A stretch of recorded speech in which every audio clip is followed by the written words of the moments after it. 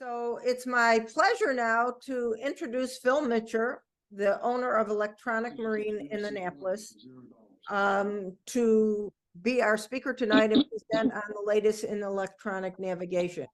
Phil purchased Electronic Marine after working there for many years in different capacities in 1999. He holds multiple NMEA and ABYC certificates, certified as a factory-trained expert by most major manufacturers, and sat on the NMEA Installation Standards Committee to help create the standards that are still used industry-wide. He is clearly an expert in his field, and while I didn't arrange for him to be here today, I'm very familiar with Phil's work. He was first recommended to me in 2011 when I was taking a 10-week trip up to Maine. And I was still on paper charts and didn't have a chart plotter, radar, AIS, serious weather, or anything else. And he completely redid all my, or actually did all my electronics, and even custom built my nav outside pedestal so it fit me and my 5'5" height, and I could see all my instruments on this offshore excursion of mine. And I worked with Phil again a few years ago when my boat was struck by lightning. The Chubb insurance adjuster asked me who my electronics guy was. And when I mentioned Phil, he said, yes, absolutely. And whatever Phil told him that needed to be done, he agreed. And I got my electronics redone by Phil just a few years ago. He certainly is an expert, a pleasure and to deal with, easy to deal with, and will make your system right if there's any glitches or anything that happens in the meantime. So I'm glad to see you, Phil, and look forward to your presentation. Thank you, Vicki. Hopefully everyone can see me and hear me. Can you hear me, Vicki? I can. Okay, my camera is doing something funny here. There we go. As Vicki mentioned, I'm Phil Mitchell with Electronic Marine. I've worked here since 1986, and so I'm kind of like the new guy, but somehow I figure things out. With that said, just want to give you a little history about Electronic Marine.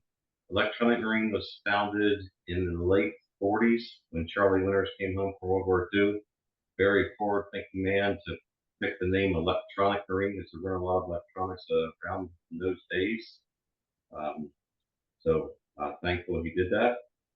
We're going to talk this evening about different electronic navigation products. We're going to talk about some of the new chart plotters that are available on the market and some of the features that they have. Questions as we go along, please type in and I'll answer them as best I can. So we're going to start off with the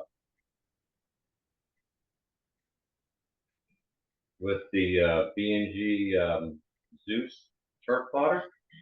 This is a 16-inch screen that I have here. This comes in anywhere from a 9-inch, 12-inch, or 16-inch display. They also have its big brother, which gets you up into the 20 to 24-inch range. What we like about the B&G product, it is the best as far as sailing features are concerned. It has a wonderful feature called Sail Steer, which gives you a lot of information right on one screen.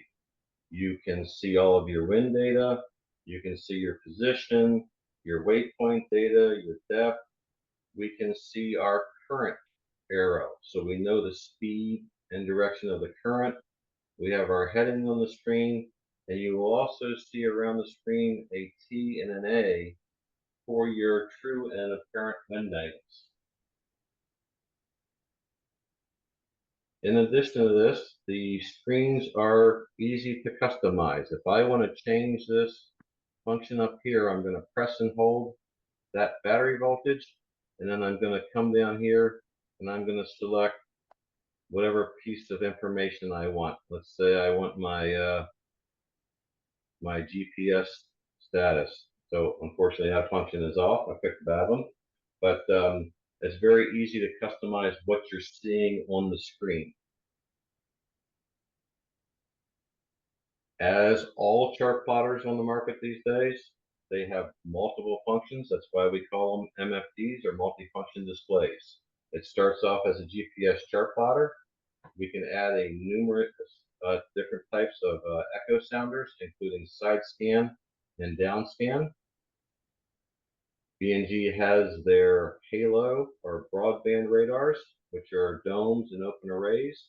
For those of you that are not familiar with the broadband or pulse or quantum radars, we no longer have magnetrons in the new radars. They're putting out a pulse very similar to how the radars work at the airports. It's a Doppler system. So this one being a sailing chart plotter, we have racing functions. We can go in and set a start line position on the chart. We can set the countdown timer, and it'll give us all the information we need for the start of the race. We can also see large digits of instrument data. And again, these fields are fully customizable.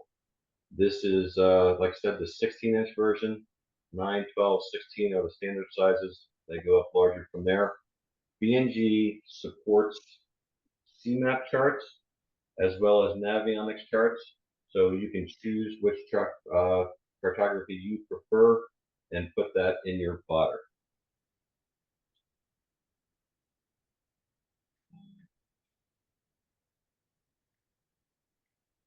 Oops, my camera's hanging up here. There we go. Next, we have the Garmin.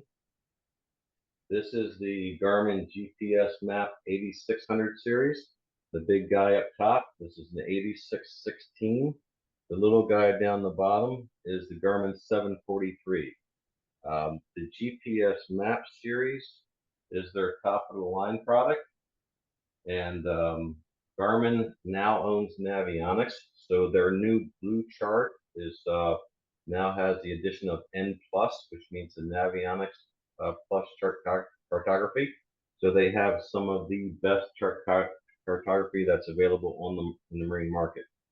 One of the very interesting features of all of these new chart plotters, but it's a feature that Garmin excels at, is the ability to do what we call an auto route. Not my favorite function. I prefer to create a route the old-fashioned way, where you go out and select where you want to go and you put the points in. But a lot of the newer boaters like the ability to touch the screen, and by entering data about the boat, the height, the beam, the draft, all different information about the boat, we can now go into the auto guidance. And by pressing this auto guidance button, it is going to automatically draw a line from our boat going through and around shallow water, and avoiding buoys and everything and all the obstacles in the way. And we have that simply created a route on the chart plotter. We've now created a situation where people no longer need to know how to navigate, and that is not the way it should be done, but that is a option. So just to show you again how easy that is, I'm going to come down here a little farther. As you can see, we are down in Florida, outside of Miami. We're going to hit the screen. We're going to touch the auto guidance, and it draws that line just that quickly down to the end of my route. The one thing to keep in mind about auto guidance is that if you are generating a route using the auto guidance feature, only an autopilot from that manufacturer will steer to that automatically generated route. So if I'm going to use the auto guidance feature here, I have to have a Garmin autopilot to steer to that route. Any other route or waypoint I put in, I generate manually. Any autopilot out there will steer to it, but if I'm going to auto-generate that route using the auto route feature, it must be a Garmin autopilot to steer to that route.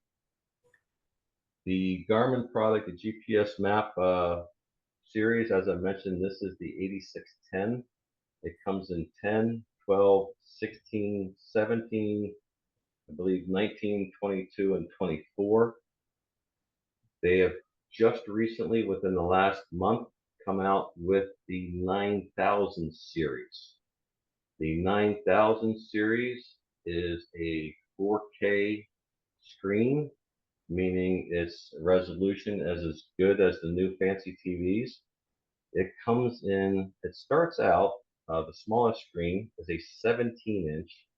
The largest is a 27-inch. The 27-inch looks like a small TV sitting on your dashboard. It is about twice as wide as the Garmin product that I'm showing you here today. All of the new trail plotters have NMEA 2000 built into them. This one and the B&G I discussed earlier have NMEA 0183 in them as well. The newer products from Raymarine, which just come out this past year, no longer supports NMEA 0183, but they make a lovely adapter to go from NMEA 2000 to 0183 if you have an older VHF or something that you need to send that data to. Garmin also has some sailing features that are interesting. They're a little more powerboat oriented, so they have a J1939 interface built into this display. And J1939 is the protocol that a lot of the larger diesel systems use on boats today. All right, so we'll continue to move on. Our next product is the Raymarine. On top, we have a Axiom 2 Pro. This is a new product from Raymarine this year. On the bottom, we have the Axiom Plus. What you will see is that the Axiom Plus is a touchscreen. The Axiom 2 Pro does both. It is a touchscreen, as well as it has a full keypad for control.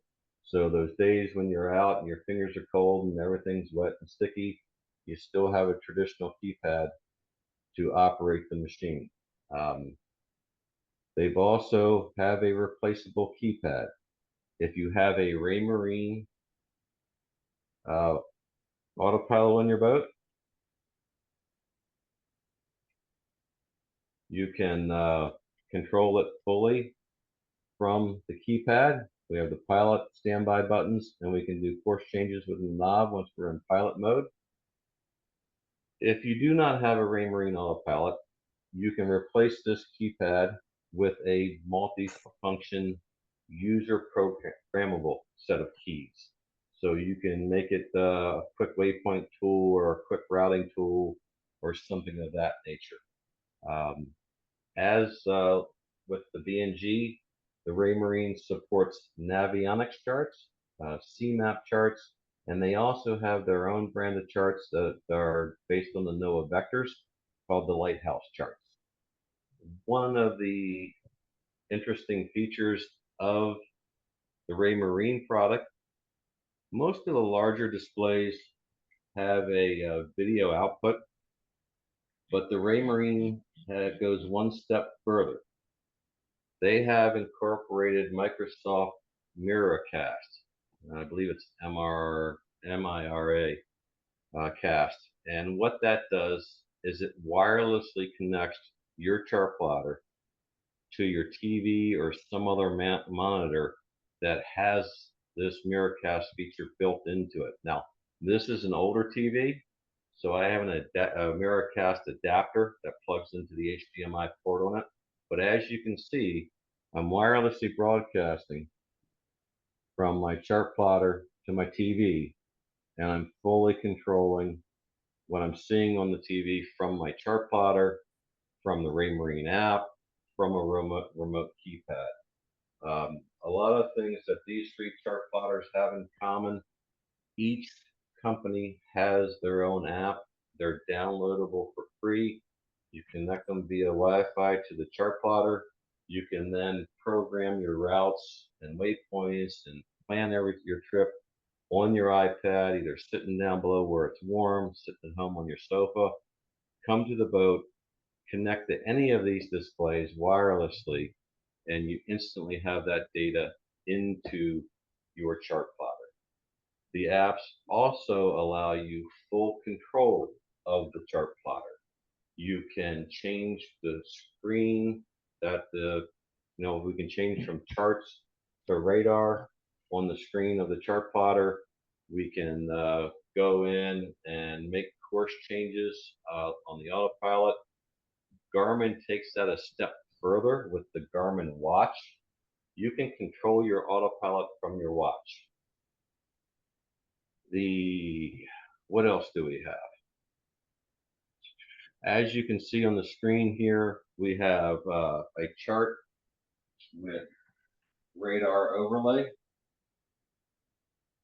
All of the new products, probably going back 15 years, we've had radar chart overlay where we take the radar image and overlay it on top of the chart.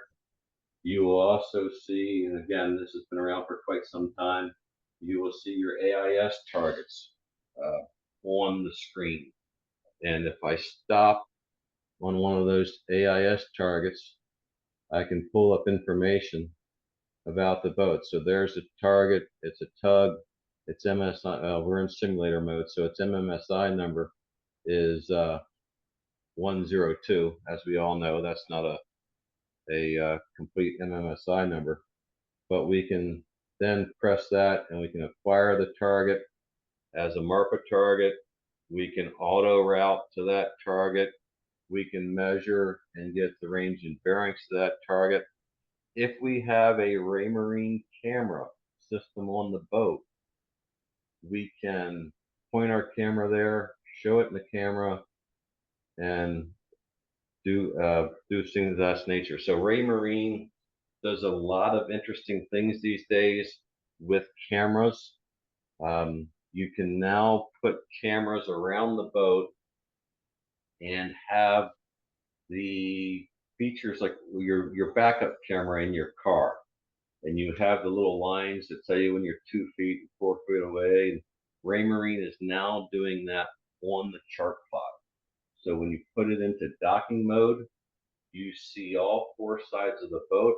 You would have 2 cameras on each side of the boat, and then you will see a little line, 2 foot, 4 foot, 6 foot, 8 foot. So as you're coming in the dock, you will see, you have a visual representation of how far you are from your slip, another boat, by simply looking and seeing if it's at the 2 foot or 4 foot line. It's made some advancements for docking, especially for those that are new to the game.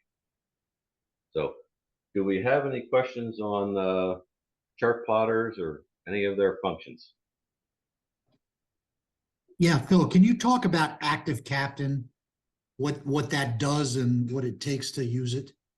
What are the requirements? So Active Captain is a Garmin product, and it's actually built in to their new chart plotters. And it's used for so many things these days. It's the app that Garmin uses to allow you to update your charts, to update the software in the machine.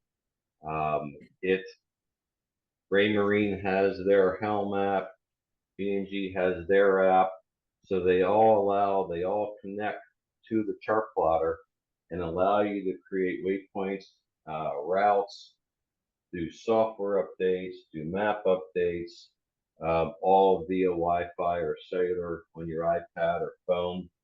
And it's very interactive with the machine. I can change what you're seeing on your chart plotter as you're operating the boat. So a lot of functionality with Active Captain. Thank Any you. other questions? Well, I wanted to ask about Active Captain. So in my experience, it was a system that you could give your experience going into a particular marina or to a channel, or if there was some hazard. So this is different. Correct. So you will see with Active Thank you. Captain and some of the other apps out there, Navionics does it as well. They're taking an input from boaters who are using the products, and they are making it available to other users. So Active Captain will take your information about a harbor or other destinations and incorporate that into the app and allow other boaters to get an idea of, you know, how accurate the chart is going into that area or other informations about the marina that you're going into. So it's a lot of useful information being shared through the apps as well. Navionics is taking sonar data from customers' vessels and updating the charts with it.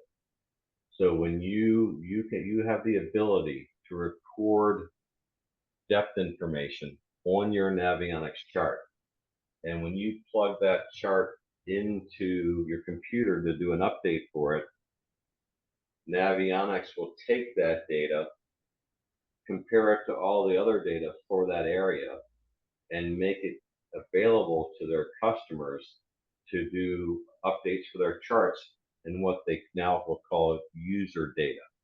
So you're taking the base NOAA data that they have in the chart and updating it with the information that they've received from a couple hundred users. So a lot of neat things going on with apps as far as boaters sharing data.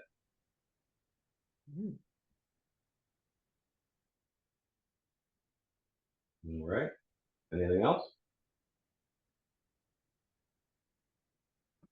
All right, so we're going to move on to probably the most popular topic in the marine industry at the moment. And it's a lot more than just the marine industry itself.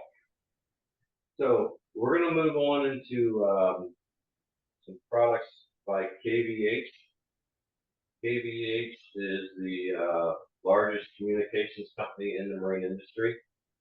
And they have satellite TV, satellite phones, so we're going to step through those products briefly. And then we're going to talk about their new agreement with Starlink.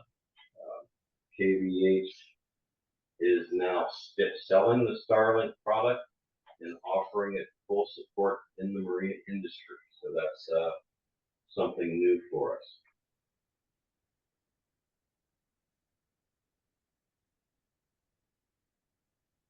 So we're going to talk a little bit about KVH's hybrid connectivity.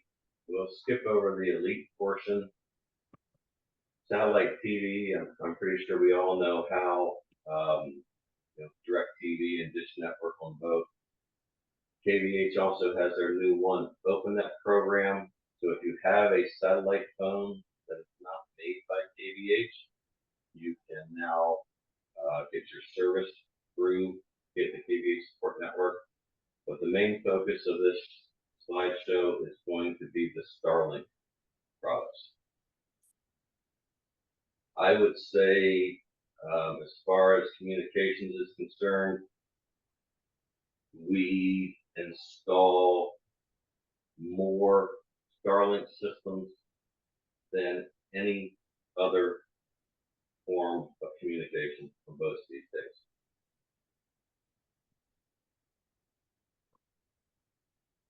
As I mentioned, KVH has a ton of different satellite products. This is their VSAT product, offers up to 20 Mbps per second. That doesn't sound like a lot of data when you're sitting at home, but for the marine world, that was the fastest we had until Starlink came in. This is 60 to 100 times faster than Iridium. It comes in a dome. The little guy is the H30 down here at the bottom. That product is a 15-inch dome, and then on larger boats you get the 60 and the 90, which gets you up into the higher data rates. What we like about the H series is they have flexible contract terms. You can make changes to your plan if you need more data. You can suspend the plan when you're not using. So let's say you're using this only in the winter when you're in the islands, so you'll activate it for the winter, suspend it in the summer, pay a small suspension fee per month, but you're not paying the full bore for having a satellite phone on your boat. One thing we like about the H series is that it integrates with the other communication products on your boat. It has the ability to provide cellular and Wi-Fi capabilities all in one dome. And sorry, I lost my train of thought there, but what we'll see is on the H series, there's a single cable coming from the dome, comes down to the BDU, which is the little gray box that pipes down below that tells us what's going on with their system. We can be set for fully automatic, where it switches between the different options we have. It automatically switch from VSAT to cellular to Wi-Fi based on the cost of that particular option, the strength of the option, and its availability. You can also manually select which network that you want to use. The smaller track neck BDU, which is the one on the left side of the screen, is what we typically have on your recreational boat. The big guy over here is what we see in commercial settings. The routers have Wi-Fi built in, as well as Ethernet, so that you can connect however you prefer to connect to the system. Pretty much global coverage except for the caps with the satellite service side of things.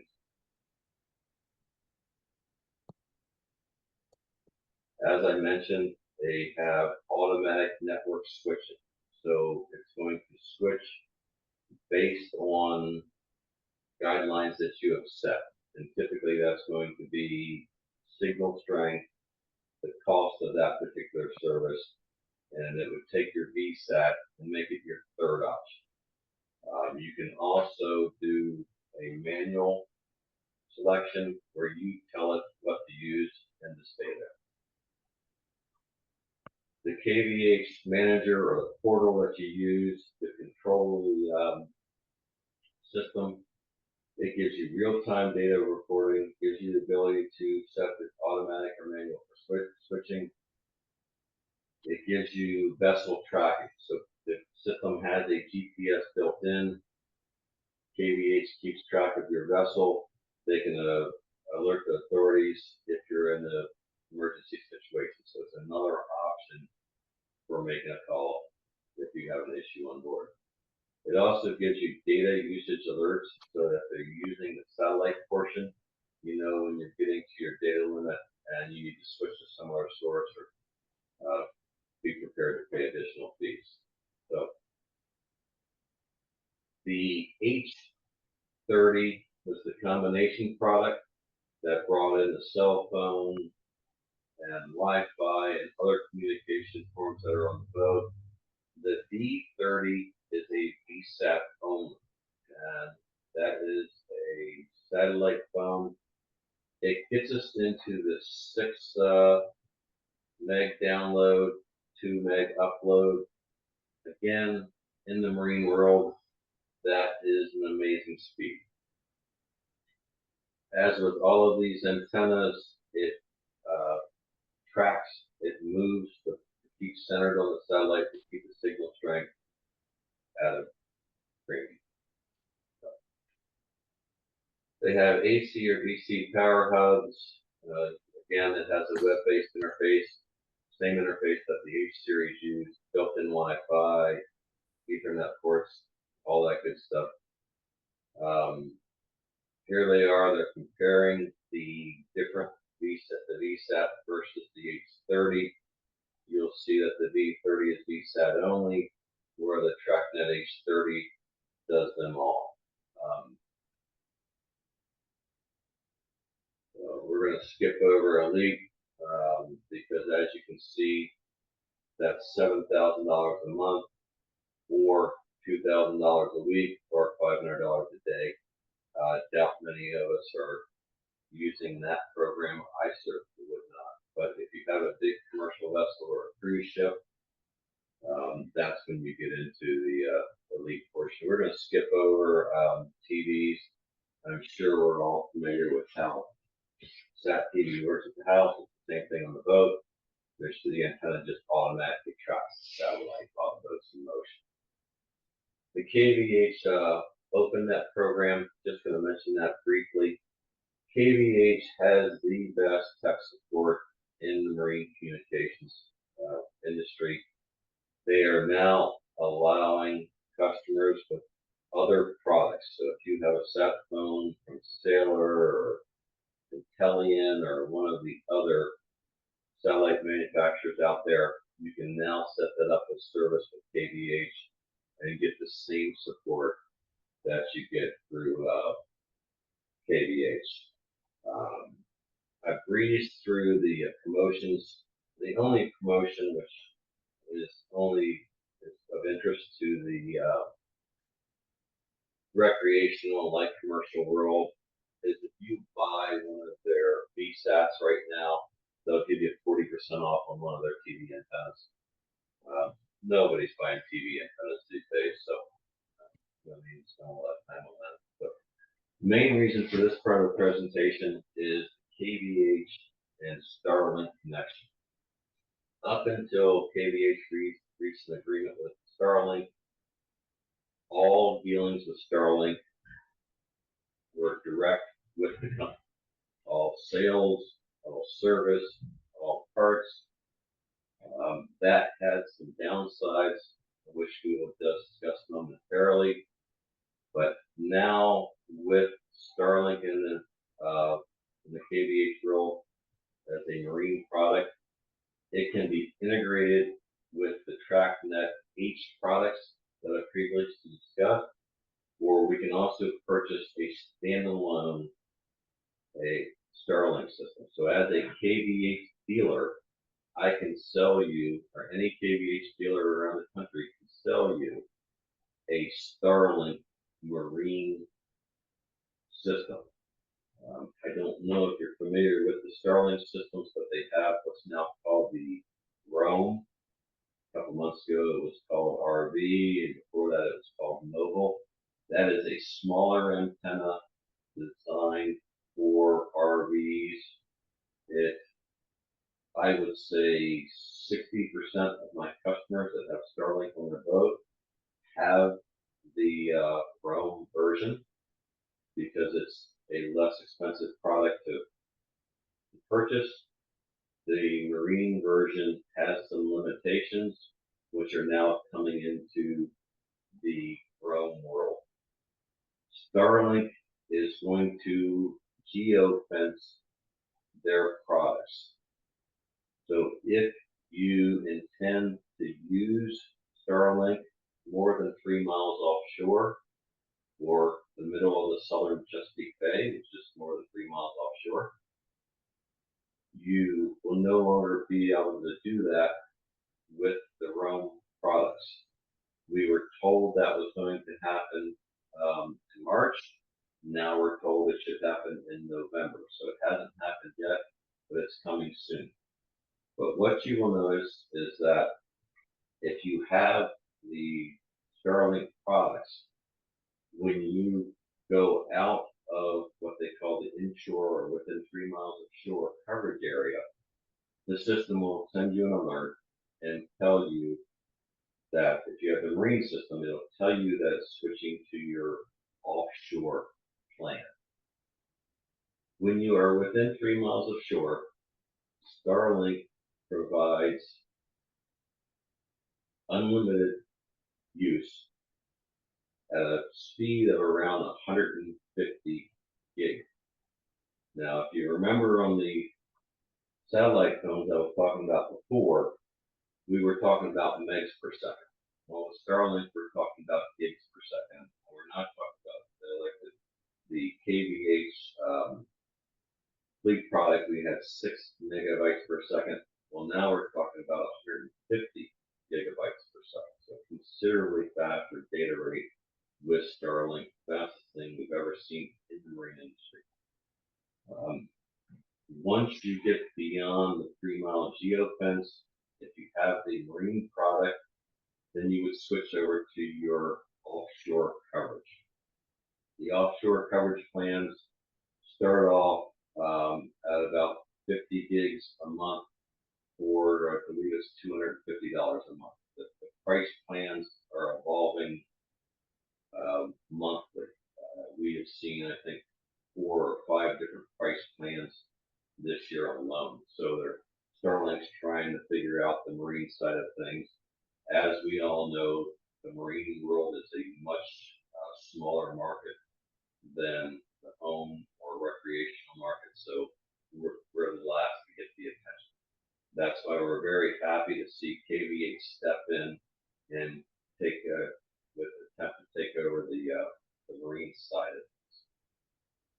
So, as mentioned with the KVH H products, you're going to put in your cell phone, you're going to put in your VSAT, you're going to put in your cell phone, multiple different ways of getting the data to the phone. We've already discussed how it switches between them, and that's done by service availability, service cost, and quality of data transfer. So 9 times out of 10, if you had this KVH product, it would be using the Starlink, unless you were in an offshore situation where the VSAT would be more economical. So,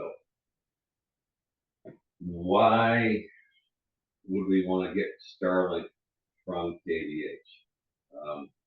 Starlink or KVH offers one point of contact for sales, installation, warranty support, tech support, activation. That's 24/7, 365 days a year. They supply their products with the 25-meter and the standard 8-meter cable. If you purchase a Starlink product directly from Starlink and you are in your boat and you are down in the islands and you have an issue and you need a new cable or you need to send your Starlink in for service, Starlink will return your product or send your cable. They will only ship to your home address that you have on file. So if you have an issue, you're going to have to get somebody at home to send it to you once they receive it a couple of days. KVH, being a marine company, understands the marine industry and that we all travel around the different parts of the world. So they stock the parts, they support the product. If you have an issue, you send it into KVH, they're going to send it back to you. They're not going to send it to your house. Starlink starts billing you the moment product ships. KVH will allow you to defer billing to when you're ready to activate it. They will also allow you to shut it down in the months where you're not using it. So they're a little more flexible as far as the billing is concerned. My fingers are getting happy here. So what you'll see from KVH, and this again is for your offshore coverage. If 50 gigs a month is $250, you'll see it goes up rather quickly. 1,000 gigs a month, $1,000, 5,000 gigs a month, $5,000. This is only for the offshore side of the plan once you get beyond 3 miles offshore. As I mentioned, it sends you an alert. It tells tells you you're switching from inshore to offshore. So if you don't need to watch movies anymore or anything of that nature, shut the system down. So that it's not pulling data. So the advantages of KVH, as I mentioned before, the 24/7, 365. They deal with warranty issues, Starlink products as well. You can access to their advanced program. That's so if you have a effective Starlink product or one of the other KVH products, they will advance ship you a product and then allow you to return the defective part to them for evaluation. All right, do we have any questions about Starlink?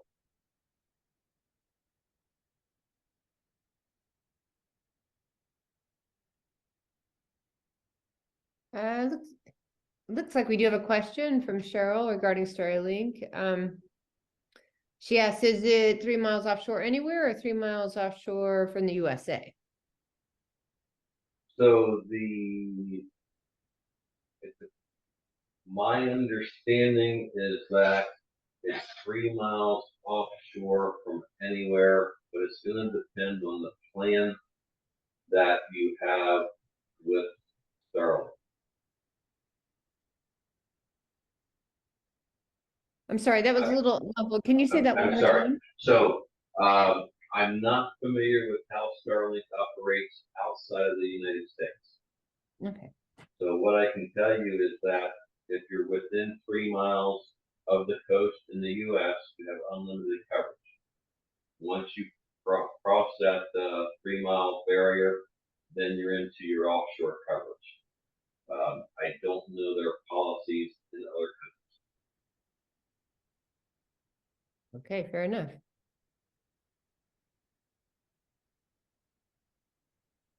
Do we have any other questions of anything else as far as the marine electronics is concerned? I have a question about, and maybe, I don't know if this is appropriate now or not, but on a boat that I sail on, we have a real suck on the amount of amperage in the equipment using a expedition file for racing. Is this a good time to ask about that, or would you rather finish your presentation? I am done and I am open to questions. So I apologize, but could you please repeat the question? I guess when we sail on a boat where we have quite a bit of electronics and Mhm. it's a really big draw on the batteries that we have on board. And Yes. there's some discussion about whether we were constantly giving a notice that the amperage is low, and not 100% sure that that message that we get is true. Is any thoughts on what Okay. maybe? And where are you getting this message from? A monitoring system or? That's right, from our monitor system. Okay. As long as that monitor is properly programmed with the the amperage of the house battery bank, and it's programmed for the type of battery, so that it knows that, let's say with lead acid batteries, AGMs, wet batteries, we can draw about 50% of the available amperage out of a battery bank, whereas with lithiums, you can pull up to 80% of the available battery amperage available. So as long as that meter is programmed properly with all of that information, then I would assume that data is quite accurate. So, lithiums are also a very another hot topic in the marine industry at the moment. That's out of the navigation field, but as far as sailboats are concerned, the lithium batteries, as I've said, you can get 80% of the capacity out of them. They're smaller and considerably lighter than traditional marine batteries. Right. One more kind of a jink to the side question. We were talking about earlier a boat that was Vicky's boat that got hit by lightning. And I heard that the sort of the brush that you can put on the top of a sailboat mast has, there's been some data to suggest that it is not helpful in terms of protection from lightning. I was wondering if you've come across the same information. I have actually been asked that question numerous times, and my answer is the best protection against lightning is a low deductible. Is what? A low insurance deductible. Oh, I see. So those little, I believe Force Bar was the one that made it most recently. There have been tons of different products out there in the market for the last 30 years claiming to help dissipate the static from lightning. One went as far as paying your insurance deductible if you got struck by lightning. That company made it about 2 or 3 years before their insurance company got tired of playing claims and shut them down. I haven't noticed any.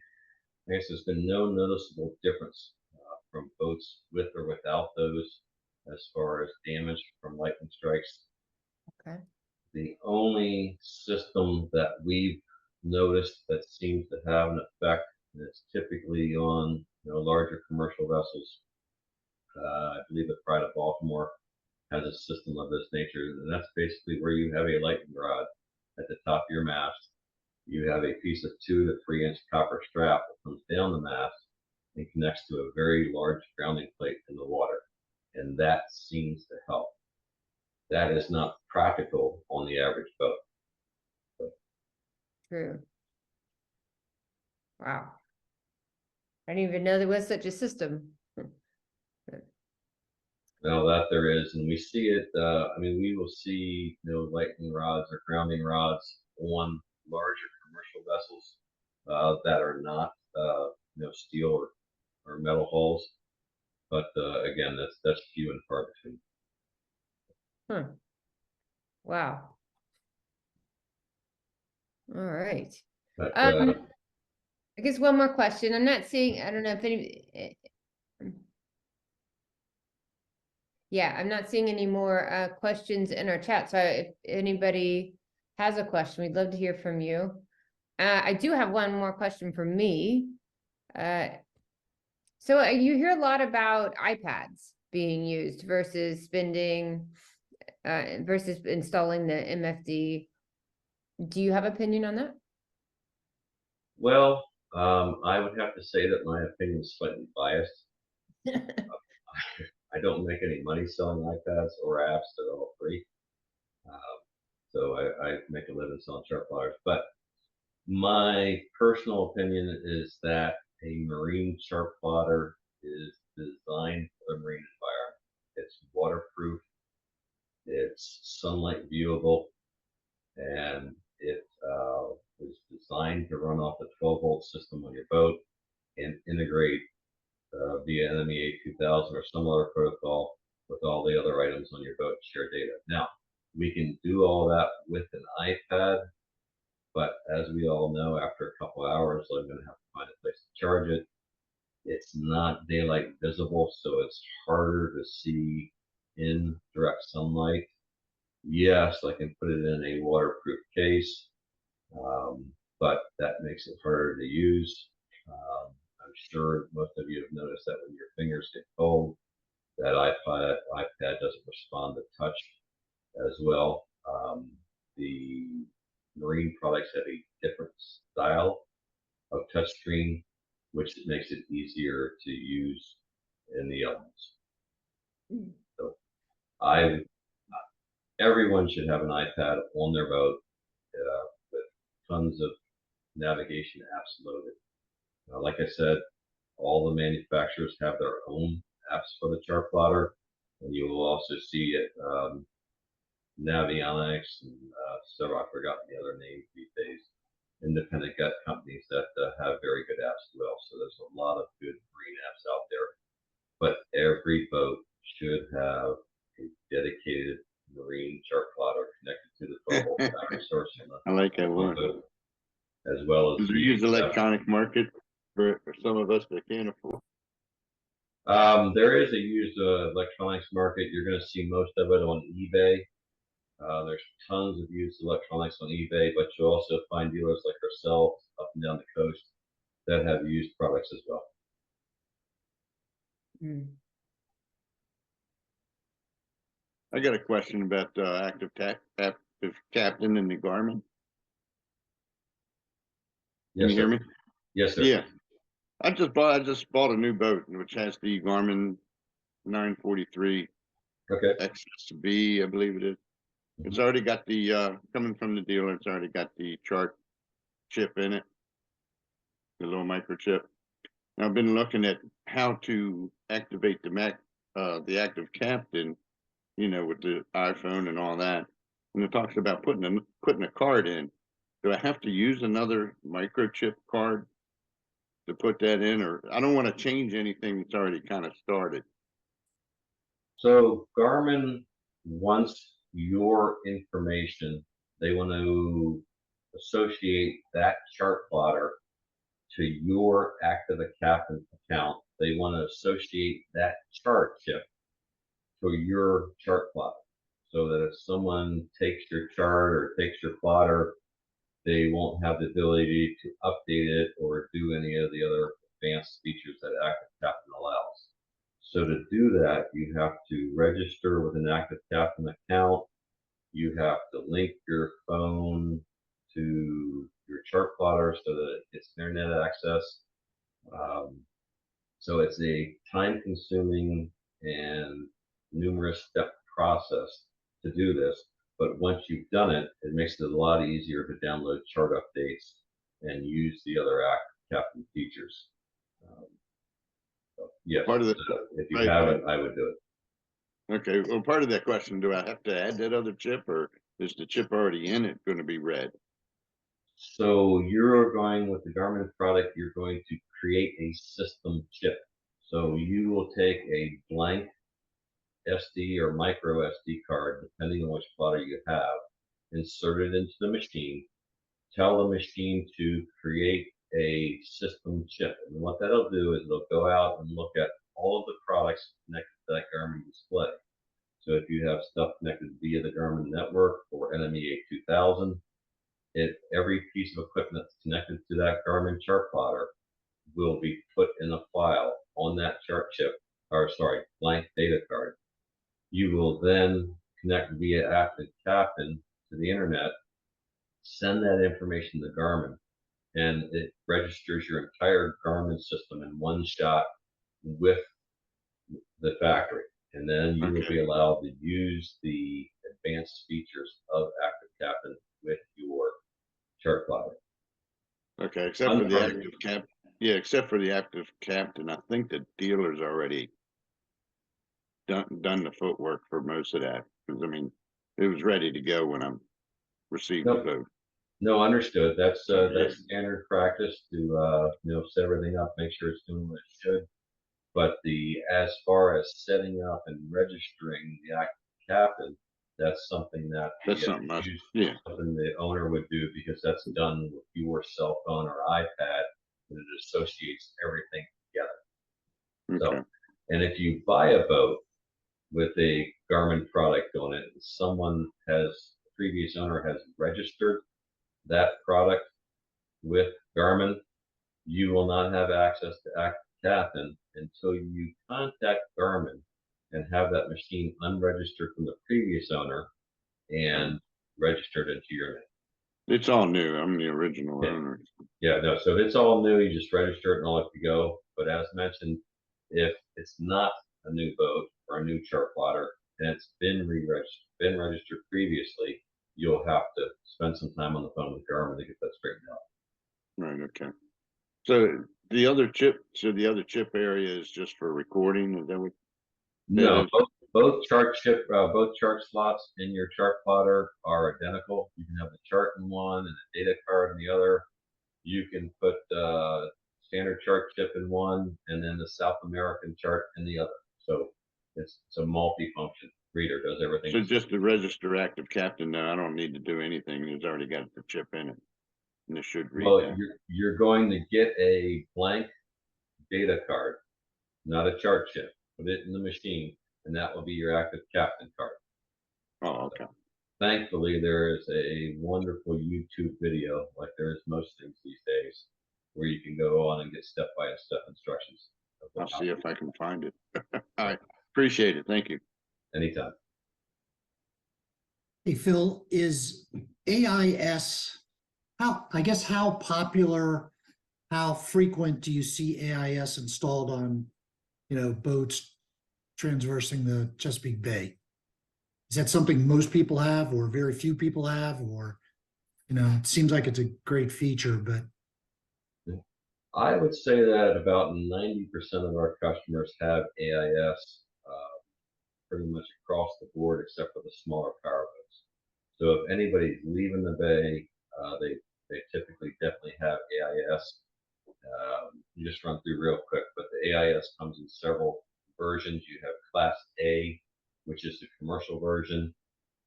Transmits out 12 watts. Alan Purpose has one on his boat. Then you have the new Class BSO, which is a 5-watt transmitter, and that's what we're selling for recreational vessels these days. The nice thing about the BSO, it transmits out the same signal that the Class A machine does, so it can no longer be filtered out. The traditional Class B units, the older ones that are 2-watt transmitters, send out a different signal than the Class A and Class BSO, and they can be filtered out by the Class A units so that they don't show up on the screen. So my preference today is the new Class BSO, unless you feel the need for the Class A product for the additional transmitter power. But the thing to remember about Class A, and hopefully Alan does this, is he changes the status whether he's sailing or moored.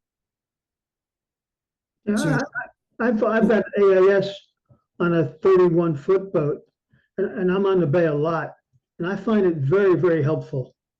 That pinging just really focuses you. If something's around, you better pay attention to what's going on.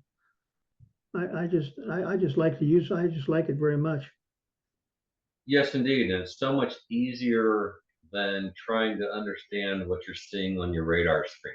It shows up as that little green triangle, gives you a heading vector. The vector can be set to time, or Right.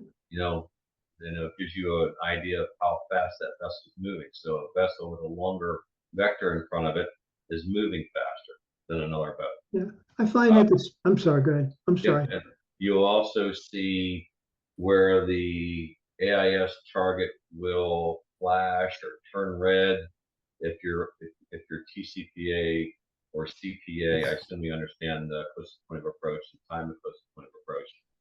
If those are within a certain range that you've set an alarm for, then that target will flash at you, typically red, something of that nature. I chose it over radar, the small radar. And I'm sorry? I find that for the smaller boats, the sailboats are really more apt to have AIS than a lot of power boats of the same size. The sailboats are always pinging. Correct. I would say that by far sailors are more concerned. How many power boaters do we have before I make this statement? But anyway, sailboaters seem to be a little more concerned with safety and the operation of the boat. They want people to know where they are and what direction they're heading. Where power boaters hop out and buzz and fire up the radar and off they go. AIS, we're certainly doing considerably more AISs than we are radars. Folks heading offshore or up and down the coast are still doing radars, but people bopping around the bay typically are not, where they will add AIS to their boat. The AISs we do on power boats are typically power boats that are 40 foot and up, where sailboats we do them on all but the little day sailors. is a Garmin 800 obsolete now? No, sir. Garmin 800 is still a current product. That's a Class BSO, so it's a 5-watt transmitter and transmits out that same TDNA sentence that the commercial Class A does. I take it you guys know how to install it? We've only installed about 10 this month. Okay, I'll be calling tomorrow. Thanks. Fantastic. Just a quick note, one thing I didn't mention with the new Doppler and quantum radars is you can set them in a color mode where targets change color. If a target is approaching you, it'll turn red. Once it goes away from you, it turns green. So it gives you a quick reference on your radar screen if a target could be a possible issue. With that, as mentioned, my name is Phil Mitchell with Electronic Marine. You can go onto electronicmarine.com, check out our new website, as well as our web store. We have about 15,000 different items we sell on the web store, but we still prefer the customers to call and talk about your needs. All right. Looks like we have one more question from James Willis. And he asks, of the manufacturers you represent, sell, and service, Garmin, Raymarine, Simrad, B&G, which one has your favorite auto routing feature? I would have to say that the Garmin and the Raymarine are my two favorite auto routing features. Garmin is a little easier because I touch the screen, I select auto route. Whereas Raymarine, I touch the screen, I have to then press more options to get the auto routing. So I would say that the Garmin is slightly easier to use in the auto routing side.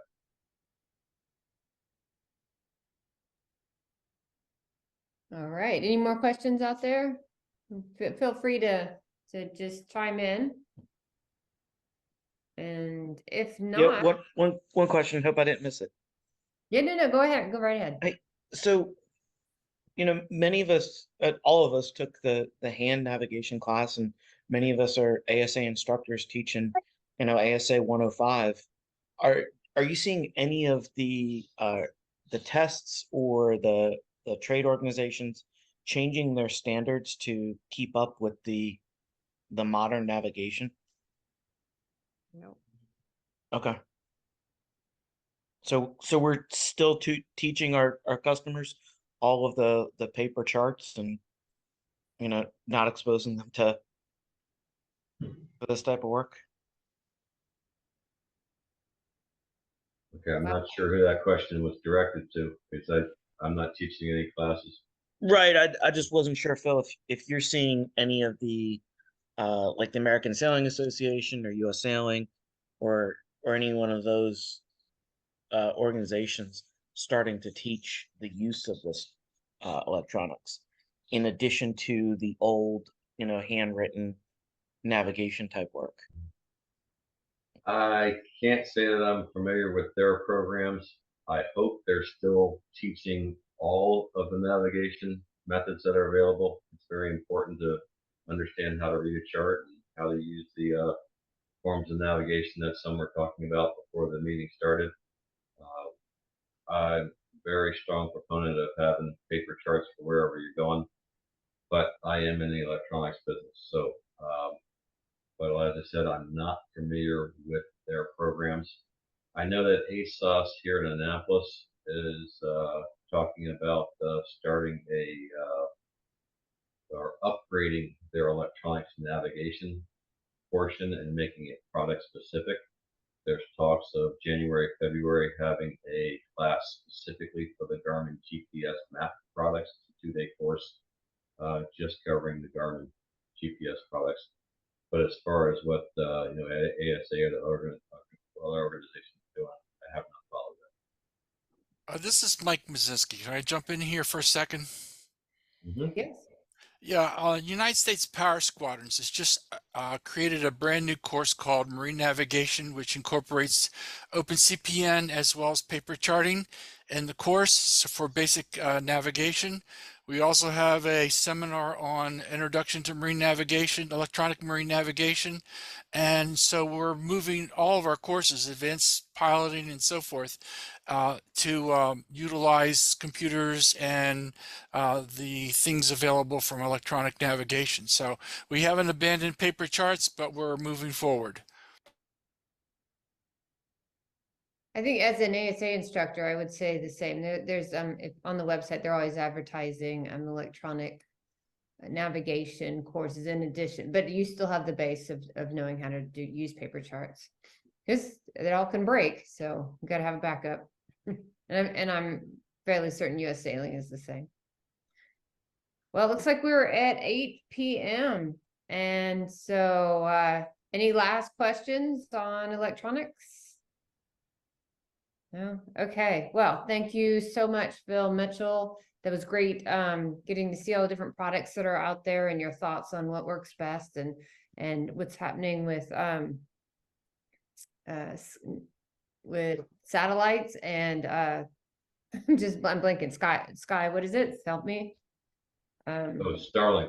Starlink, thank you. And Starlink and access to that and pricing and how well it's working. So that's really great to see. And then the access to AIS, and that is, I do know personally, I just did a Annapolis to Norfolk delivery, and it's pretty great to have that on there as usual. Getting to see what other vessels are doing and their direction and how we can stay out of the way. So all this tech is spectacular, and our discussion about lightning and some techniques on keeping our boats safer, that was great to know. And thank you so much. So I think what's up next for us is our member meeting. And I am actually, this is going to be my last season with you all. And I am going to turn this over to Cheryl Duvall, who you'll meet at our members meeting. And she's got some great ideas on coming up speakers. So we're thrilled for that. And with that, I will turn it back over to you, Vicki. Okay, thank you, Yvonne, and thank you, Phil, and thank all of you for tuning in. And I look forward to seeing you all next month at our in-person meeting. Okay, good night.